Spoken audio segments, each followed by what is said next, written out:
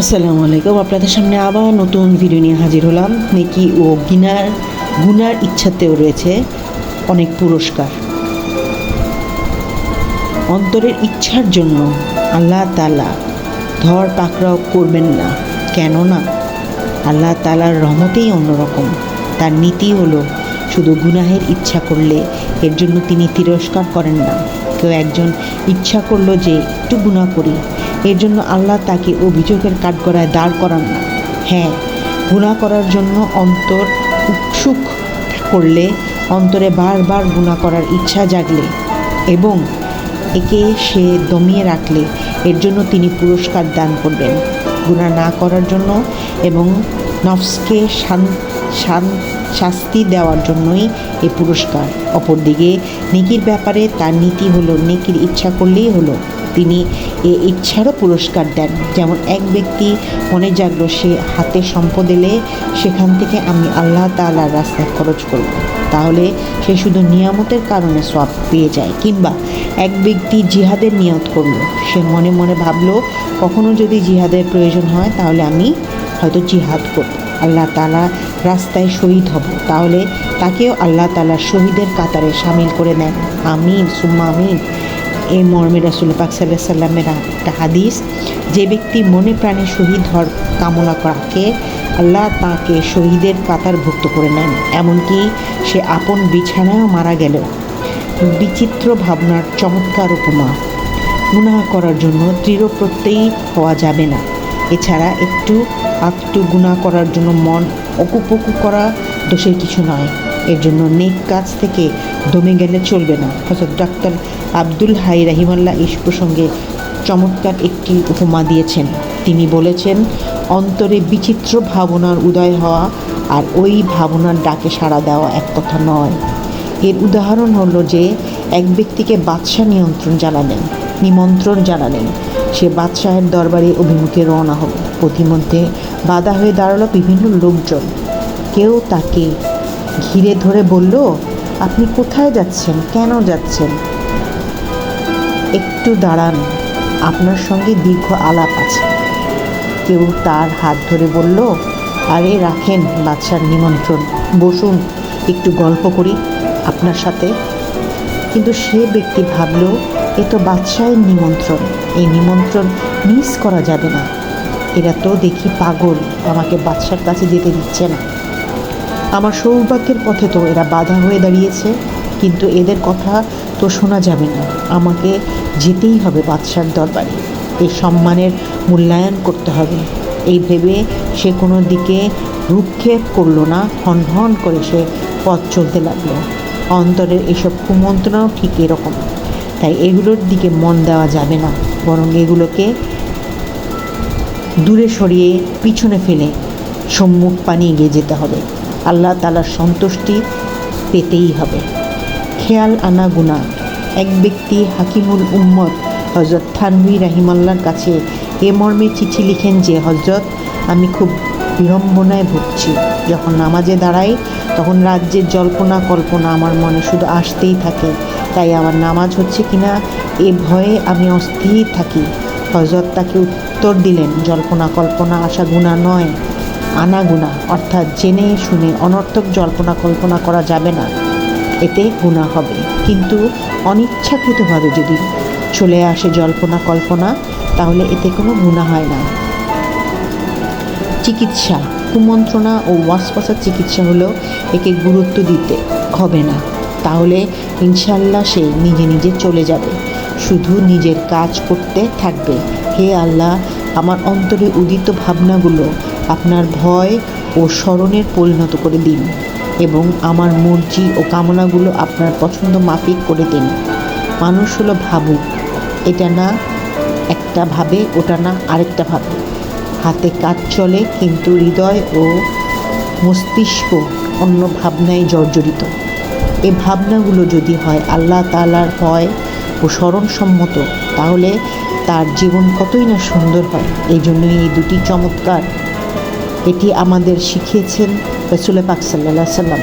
আল্লাহ আমাদের প্রত্যেককে এর উপর আমল করার তৌফিক দান করুন, আমিন। ধন সম্পদ পদবী, শরইয়া দৃষ্টিকোণ ও প্রতিকার।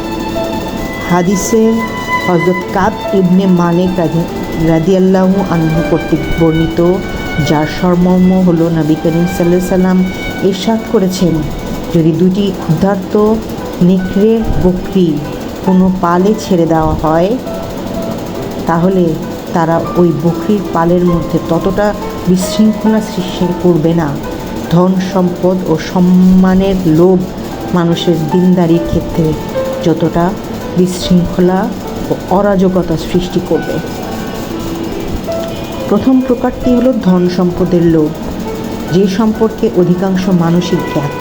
দ্বিতীয়টি প্রকারটি সম্মানের লোভ, যার মধ্যে আরও দুটি জিনিস অন্তর্ভুক্ত রয়েছে। তার মধ্যে একটি হলো যাকে হুব্বে যা অর্থাৎ সম্মানের নেশা শব্দে ব্যক্ত করা হয়। দ্বিতীয়টি লোক দেখানো এবং সুনাম অর্জনের নেশা দ্বারা ব্যক্ত করা হয়। এই দুটি নিকটতম শব্দ, কিন্তু উভয়টার মধ্যে বেশ কিছু পার্থক্য রয়েছে। হুব্বে যা এর দ্বারা উদ্দেশ্য হলো এই বিষয়ে লোভ এবং চাহিদা থাকবে যে মানুষের ওপর আমার প্রভাব প্রতিপত্তি প্রকাশ পায়, এরকম কোনো অবস্থান ও অর্জন হোক যা প্রভাব বিস্তারের লোকেরা যে কোনো আমাকে ভাবে সম্মান করতে থাকে এবং আমাকে যা তাদের মুরব্বী হিসেবে মেনে নেয়। বোঝা গেল লোকেরা আমার কথা মেনে নেবে এবং আমার প্রভাব মানুষের ওপর বিস্তার হয়ে যাবে। এই আগ্রহের নামই হলো হুব্বে যা। যশ, খ্যাতি ও প্রশংসা লাভ। এই কামনা করা যে মানুষের আমাকে বড় মনে করবে এবং আমার সকল কাজকে ভালো মনে করবে, এটাকে চাই প্রশংসার লোভ বলুক অথবা লোক দেখানো বলুক, এটাও হুব্বে যার একটি অংশবিশেষ। হাদিসে রাসূলুল্লাহ সাল্লাল্লাহু আলাইহি সাল্লাম আমাদের এই দিকেই সতর্ক করেছেন যে এই সম্মানের ভালোবাসা চাই একটা নিয়মের মাধ্যমে এবং একটা স্তর পর্যন্ত, যা প্রশংসার লোভের মাধ্যমে হোক এটা মানুষের দিনদারির ক্ষেত্রে বড় একটা বিশৃঙ্খলার সৃষ্টি করে। ক্ষুধার্ত নেকড়ে বকরির পালকের মধ্যে যেভাবে বিশৃঙ্খলার সৃষ্টি হয়, এই সমস্ত জিনিসের চেয়ে বেশি বিশৃঙ্খলার সৃষ্টি করে। বিষয়টি ভালোভাবে বুঝে নেওয়ার প্রয়োজন আছে, কেননা এটা একটা সূক্ষ্ম বিষয় এবং এ থেকে মুক্ত থাকা এতটাই আবশ্যক যেমন মদ পান করা এবং শূকরের গোশত খাওয়া থেকে বাঁচা আবশ্যক। প্রথম অংশের ব্যাপারে আমি যা বলেছি, অর্থাৎ বড় একটা স্তর অথবা অবস্থান অর্জনের চেষ্টা ও ফিকির করা, যাতে লোকদেরকে প্রভাবান্বিত করা যায় এবং মানুষের দিলে নিজের ভয় ঢোকানো যায়, এই সব কিছুই নাজায়েজ এবং স্পষ্ট হারাম। শরীয়তের দৃষ্টিতে কিছু যশ খ্যাতি কাম্য, কিছু যশ খ্যাতি শরীয়তের দৃষ্টিতে কাঙ্ক্ষিত এবং অনুমোদিত, অর্থাৎ মানুষের অন্তরে এমন প্রভাব বিস্তার হবে যার ফলে তারা অন্যদেরকে কষ্ট দেওয়া এবং ক্ষতি করা থেকে নিজেকে বিরত থাকবে। এটা এমন যে যদি কোনো ব্যক্তি একেবারে সম্মানহীন ও নিজস্ব স্বকীয়তা অস্তিত্বহীন হয়, তারা অন্যদের কষ্ট দেওয়া থেকে নিজেকে বাঁচাতে পারে না। অতএব এতটুকু সম্মান প্রয়োজন যার মাধ্যমে মানুষ নিজেকে কষ্ট ও দুঃখ থেকে বাঁচাতে পারে। এটা শুধুমাত্র অনুমোদনের ব্যাপার নয়, বরং জরুরি।